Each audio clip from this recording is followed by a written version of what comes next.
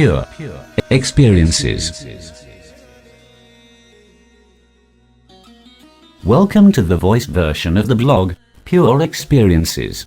You are listening to the article, Introspection 10, Purpose of Human Life, published on the 10th of April, 2017 by Tarun Pradhaan. Published on pureexperiences.blogspot.com. Narrated by Charlie Jacob. Introspection 10, Purpose of Human Life. Objective. We will try by direct observation only to arrive at the answer of an often asked question. Why are we here? Or in other words, what is the purpose of this human life? Prerequisites, just like those for previous introspections. But before we ask, this is one of those easy questions. However, I still find people who struggle to answer it. And the reason is beliefs. What else can include an answer? So all we need to do is clear beliefs, clean the slate, and the answer becomes very obvious. So much so that there remains no doubt about it. So how to do that?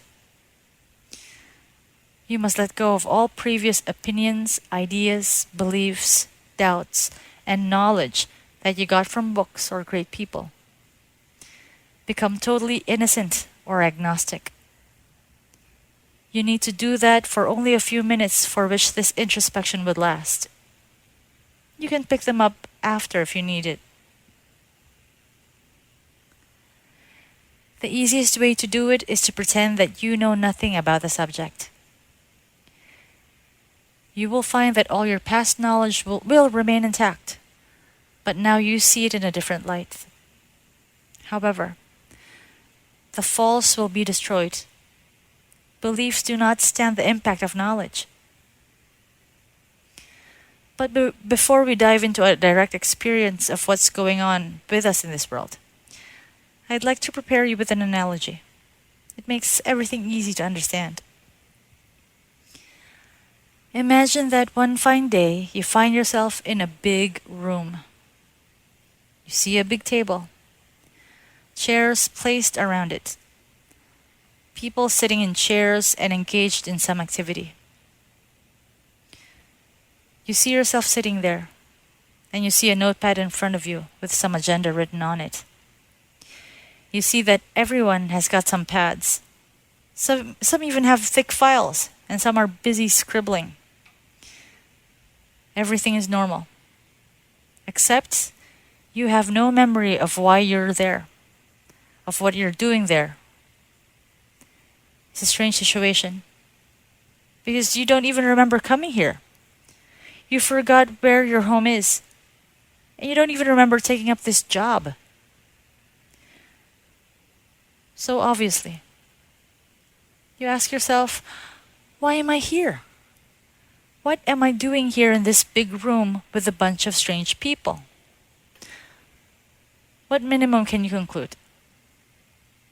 First thing, you are here to attend a meeting.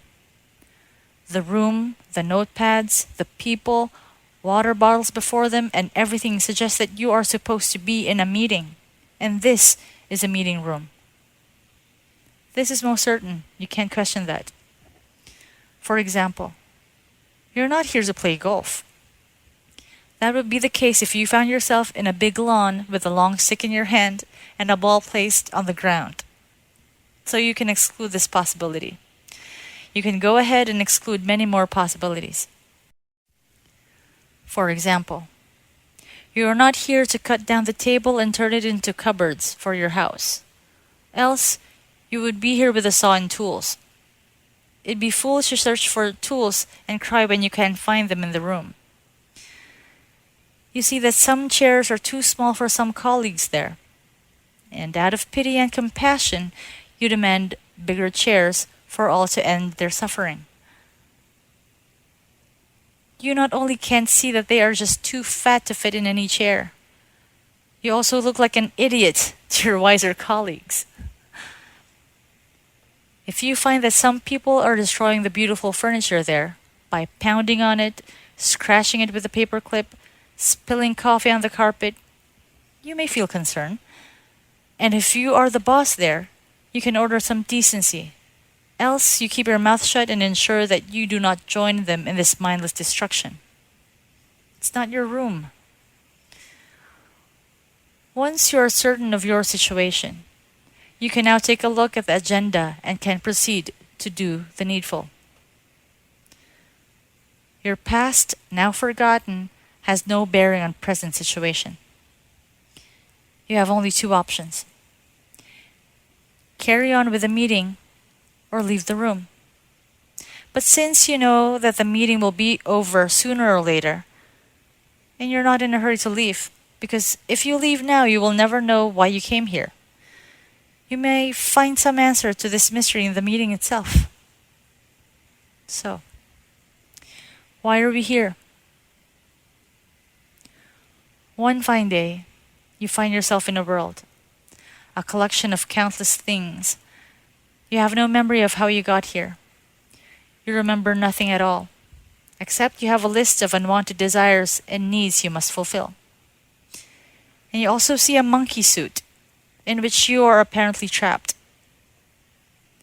You call it a body, and strangely, there are many more with similar bodies with agendas of their own. It's a strange situation because you do not even know how you arrived here. You can't recall boarding for this trip. So obviously, as soon as you get your senses back, you ask, why am I here? What am I doing here? And what minimum can you conclude? You observe. Take a look around. There is a world. There is a body. The body is well equipped to be in a world of this kind. And the world has everything the body needs. There are these unexplainable tendencies and desires and behaviors. You find that your agenda is happiness and freedom. No matter how you take it up, you always end up with this agenda. So one thing is certain. You are here to have an experience in the world in a body, which is limited but is tailored for this experience. You are well equipped to interact with others and to carry on with your agenda and/or goals. Now this is very certain. You can't question it. But you still can question it apparently. For example, why this particular experience? Why not some other better one? Perhaps I'm here to do something more important. You will see that when you try to get answers to those, they don't make any sense.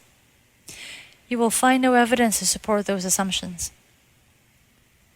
For example, you're not here to collect wealth, shiny stuff, own things and people.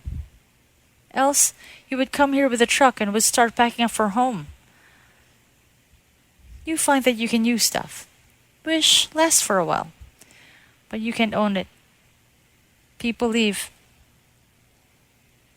And even now, your favorite monkey suit breaks down. You can't take it with you.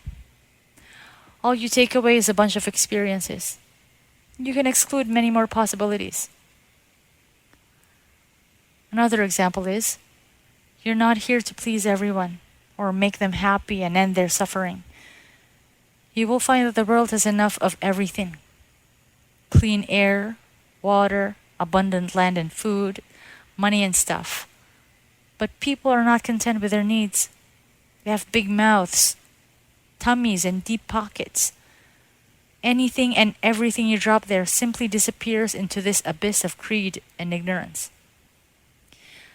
You find that some people are bent on destroying this world. This is your worry. Why can't they think of the children, you ask?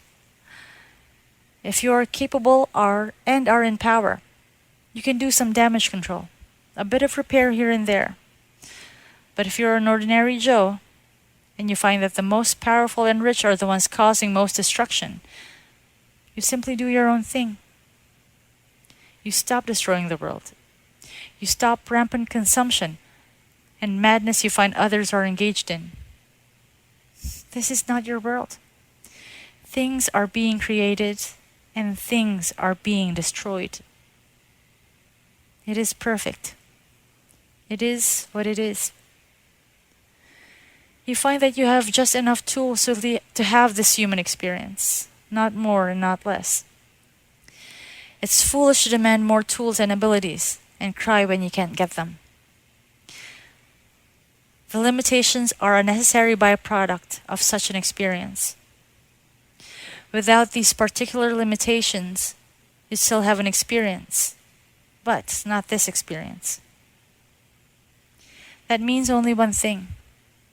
You are here to have only this experience, not the other one, not the better one, not the worse one. You find that whatever agenda you set, you end up with only one thing to do. Be happy and free. You have all the tools and potential to do that. You see that the best way to do this is by ending ignorance. Knowledge is what remains when the dust of ignorance is wiped off. You are already happy and free. All you need to do is be that.